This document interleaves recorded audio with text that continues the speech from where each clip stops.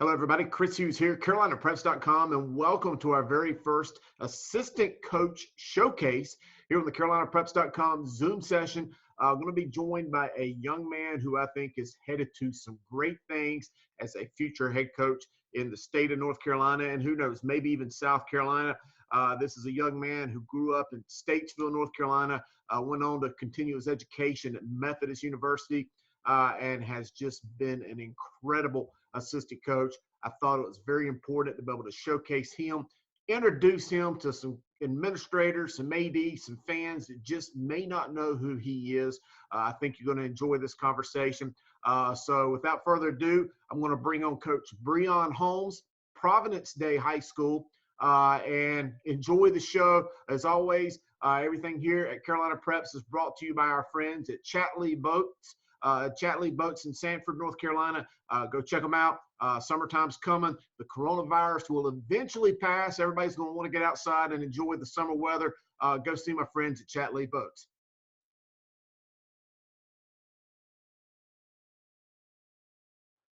Hello, everybody. Chris Hughes here, CarolinaPreps.com, doing our coronavirus stay-at-home video sessions, opportunity to keep in touch with the game of football, coaches, players, just everybody that's making noise out there in the business.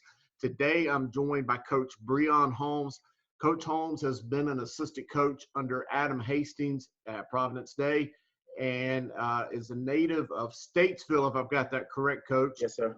Played up there for the Greyhounds, and then went to Fayetteville, another part of my neck of the woods, and went to Methodist, if I'm not mistaken. But Coach, getting on here during the week, again, our lives are changed. Everything's just a little bit different than normal. Normally, we'd be in the schools teaching the kids and being a part of their lives that way. But this is our new normal, and we have to adapt to it. But Coach, just welcome here. I thank you for taking time out of your day to spend some time with us here at Carolina Preps, and just tell us how's everything going with this new situation. First of all, I appreciate you, having me on and giving, coaches the opportunity again to network and expand.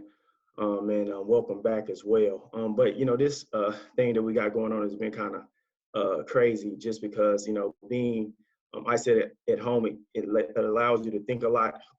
There's good and bad things that come out of it. I can say one of the positive things is just being able to spend more time with my family and able to reflect on things that I've done either as a coach or as a teacher. And then you just, you figure out ways to get better. So I think that as coaches and as teachers, we have to take the positives out of this situation and kind of look at that, whether to look at the negative things that's going on. Well, one of the main reasons I wanted to get you on here, Coach, is this is kind of my assistant coach spotlight. Every year, I'm kind of known for, talking about who I think the next crop of head coaches are. I'm always trying to kind of give some good candidates for head coaching jobs that are open. And in order to do that, I talk to the head coaches that are already in the state, and I send them every year. I send out text messages, emails. I'm like, hey, tell me who the next up and coming young coaches are. Tell me who those next crop of movers and shakers are that are going to be here in the state leading the next generation of young men. And Coach Hastings told me, without a doubt, Coach Holmes, not only did he tell me how great you did running the special teams and some of your other units there at Providence Day, but he said, trust me, he's going to be one of the next big deals over the next decade plus in North Carolina. So, that had me, I kind of put the light bulb on me to have Coach Hastings kind of give you that compliment. But I was like, man, I've got to get to know this guy. Had an opportunity to really meet you when he's down in San Antonio. I mean, not San Antonio, Nashville, pardon me, for the National AFCA convention, and really talked some football and just really got to know you. And I'm like, man, I've got to get this guy on here because I already know that I think you're going to be one of the next great leaders. But a lot of people in the state didn't. So that was really what I wanted to do, is kind of have this opportunity to introduce you to everyone. I know I mentioned you came from Statesville and you'd spent some time at Methodist, but just in a few seconds, just give everybody just a small synopsis of your background. Maybe how you grew up. Obviously, you got a beautiful family. You're married. You've got a lot going in the right direction. But just for someone that doesn't know you, kind of give us just a lay of the land of who Coach Breon Holmes is. Gotcha. Well, I think first and foremost, my faith and my family is the foundation of my life. So I really believe that God has granted me this gift and this opportunity, and has placed me around great people to allow me to grow. Coming from Statesville, it's fairly small, but it's kind of big in its own way. Um, After graduating, I kind of didn't know what I really wanted to do. I was a phys ed major, but I felt, that I didn't have the skills to be a good coach. But the Lord seen it differently, and the sign for me was I got a call one day in my dorm from Randall Gussel, who was my head coach, and he was like, "Man, I want you to come down and coach football." And I stuck my foot out there and placed it on solid ground, and ended up loving it. And now I'm just, been running with it. And I think, like I said, I thank God every day because He has placed me around great coaches like, Coach Gussler, Coach Lewis, and Coach Hastings, who, not only poured into me, but built me up, and showed me the way to not only coaching, but life, how to be a good father, how to be a good husband, how to be a good teacher, and how, coaching, we're in the servanthood industry. We serve others, So my biggest thing is I want to be able to serve the players, the school, and the community in any facet that I can. When you're thinking about coaching as well, I'm not only looking at football, but I look at kids as a whole. They're all a student athletes. So the more we can be involved in, these kids' life, I think the better off they'll be. It's just all about teaching them, skills that they'll be able to use outside of the game, of football or whatever sport they playing. Because as well as I know that every sport has an expiration date. So we're gonna have to stop playing it at some point in time, and then it's the what do you do now? So hopefully, the kids have learned, life lessons through the game of football that allow them to excel after the game. Right. And I'm so glad that you brought that up because I know that if I was an administrator, if I'm sitting on a board, if I'm an athletic director and I'm interviewing coaches, you already said some of the things that are important to me. Not every player that comes to a program is going to be a star athlete. There's just guys that are on the team for a myriad of reasons, and not just football. And you've got to find a way to connect with those guys and teach those guys because what we realize, but what so many people don't necessarily realize is yes, they only see the football game on Friday nights or whatever sport it is that you're playing, but you have so many teaching points and touch points with that player or that student athlete to be able to cultivate them and promote growth in them in so many avenues other than the sport. And the big reality, and I think about this as a parent with my own children is, I'm not necessarily here to be their friend today. If I've coached them hard or parent them hard one day to kind of teach a lesson, we're here to prepare these young men and young women Yes, for sir. adulthood when they leave the school. And I think that is so much more important than just the grand X's and O's and everything that yeah, is very important to us football coaches, but is just a very small part of it. hmm I think that as well as because at the end of the day, we want to make sure that we preparing great citizens of the world. The next leaders that's gonna not only lead, maybe if they choose coaching, but lead in whatever endeavor that they choose to lead in.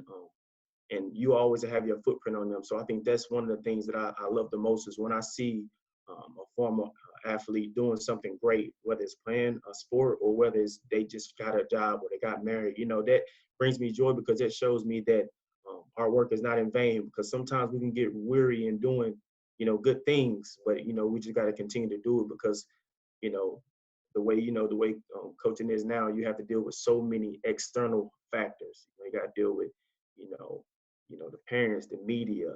You have to deal with things that can kind of wear you down and kind of make you think, why do I do this? And then when you see that what the seeds that you sowed into somebody is blossoming, that makes you work a little bit more. Absolutely.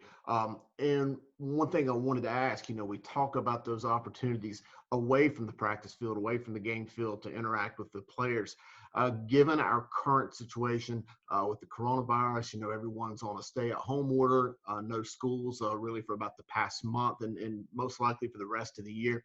How are you seizing this opportunity, and what are you able to do to still kind of keep your hands on these kids and kind of teach them in different ways than maybe the traditional conventional ways of being in school? But how are you using this opportunity to still teach these young men and women lessons and help them even through this pandemic that we're living through today? Yeah, I think the biggest thing is like what we're doing now. The Zoom conferencing is really blown up with having face-to-face interaction with your kids, and I think that's very important. A text message and a phone call is good, but when you can see them face-to-face and they can see you talking, you can see them talking, that just brings a little bit more um, severity to the situation in the conversation. Another thing is also a big thing that you got to lean on now is the parents. So you got to be more open to communicating with the parents because some of the parents are still working. Some of them are without jobs. So communicating with them and seeing where they at allows you to kind of see where your player is at. Because if they're everywhere, they got a lot of things going on, then you can kind of have that mindset that your player probably going to have the same thing or your student probably going to have the same thing. So it opens up the door for you to communicate with not only them, but the family, which it bridges the gap. Because if you can build a relationship with them, you pretty much got the relationship with the player. Totally agree, 100%. Before we get off of here, though, we are going to talk a little bit about your future. Again, I mentioned you've been at Providence Day. A couple months ago, Coach Hastings announced that he was leaving the school and heading down to Indian Land. I know that there's bound to be some schools looking at you, and if they're not, I know there's still some jobs open. They need to give you a call, and if they don't know your number, they can call me. But just kind of looking at things, I'm sure you've got some opportunities to coach. Do you have any idea where you'll be for the 2020 season? Right now, it's still kind of a lot of things are going on, the moving parts. Again, I would love to have the opportunity to coach, whether that's being a head coach or an assistant. I know that that opportunity is going to come and that it's already here. It's just me being patient with it. I really and I truly believe that that God is in control of every situation. So I'm just going to allow Him to lead me to the right situation and the right people. So right now, when it comes to, the coaching, you know, Coach Hastings is my guy. He's a great mentor. He's a great friend. And wherever he goes, I would love to go, So, opportunity comes. If I happen to go with him, I'll go with him. If opportunity comes to me to lead my own team, I'll lead my own team. But that's kind of where I stand with. Right. Well, if you had to go to Indian Land, I promise there's worse places that you could go. People that maybe here in North Carolina aren't familiar with Indian Land. It's so close to North Carolina, it's not funny. It's just on the south side of Ballantyne, really right across the state line, just south of Charlotte. And I don't know if you have seen it. I'm sure you've heard about it, but the I've new heard about campus it. Yeah. they're building and the new school, the state of the art, is going to be an unbelievable facility, probably one of the best in South Carolina. And that's already a booming area. You look at the Fort Mill and Catawba Ridge and just such a growing area. I think that Indian Land's just on the tip of the iceberg of really growing up and being a huge area. Gotcha. But Like I said, I don't really know too much about.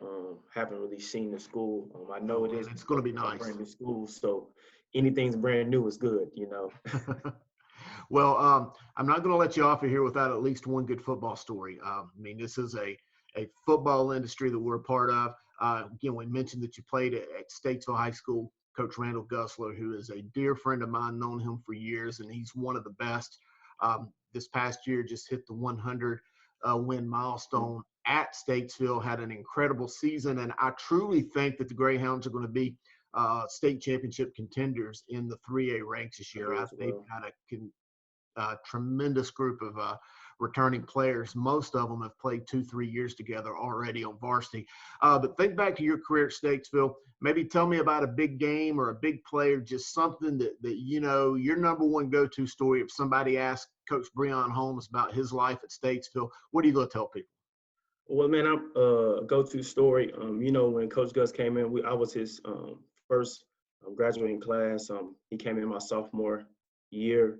And, at that time, Statesville was kind of on the down end. We had a 0-11 varsity losing season the previous year. And that next year we went 2-9. But I don't really have a playing story, but I can remember one day, and this is whenever it kind of turned to where Statesville West now became a powerhouse again. We were practicing, and Coach Gus ended practice early, and we thought that we had a bad practice. He had like a demeanor like something was wrong. He was like, get off the field, go to the locker room. So we all got off the field, ran to the locker room, and we got our stuff on, and we knew like practice ended early. So we was like, some of us got to call our rides, like, how we gonna get? And he came down there, he was like, get on the bus.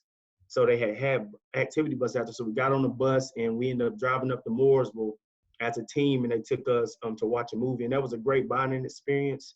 I think it was a experience that kind of changed the atmosphere of the team and the dynamics of the school, and the way the years would, kind of come to how they are now. So that's a great story that I have. We played in a lot of great games. So, I couldn't say. I think that every game I played in, I felt like was a good game because, a lot of people, don't get to play this game. So I think every time we step on green grass in between those white lines, it's a blessing. So, but that was a story that I feel like I always think about, and I know that kind of changed the parameters of our team and made us better. And from then on, we went, 9 win seasons 2 years in a row, and they've been growing from there. Well, Coach Gussler, again, he is one of the best. And, I think of Statesville, I think of, some of the incredible battles they've had over the years with some good Kannapolis teams and some Hickory teams. And, of course, South Iredell really came on strong here in recent years. And, Statesville is just always one of the toughest team. You always know that you're going to get their toughest effort anytime you line up against them. And really proud program. And, they've been winning for a long time. But, Coach, that's really all I've got today. This is just a chance to introduce you to everyone else in the state of North Carolina. Again, athletic directors and administrators, you're looking for a good young head coach that's going to come in and lead a program the right way. You've got to do yourselves a favor and consider this young man, Breon Holmes. And I think he brings a lot of upside. Coach, I hope that you'll come back and talk some football with us another day. But more than anything, I thank you for your time and just getting on here with us and just kind of sharing some of your knowledge and experience with us. Again, thank you as well, man, for having me and giving me this opportunity. And like I said, I hope that, and I know that we'll connect again and be back on here soon. Well, guys, again, that is Coach Breon Holmes. He has been a special teams coordinator. That is right, correct? Yes, sir. That's what I thought. Special teams coordinator at Providence Day. Came up through Methodist University, a PE major. Statesville High School, one of the best of the best young guys out there, and was really the focus of my assistant spotlight for today. Carolina Preps and everybody here on the CP team, appreciate you joining us. Stay safe out there, stay healthy, and we'll catch you next time.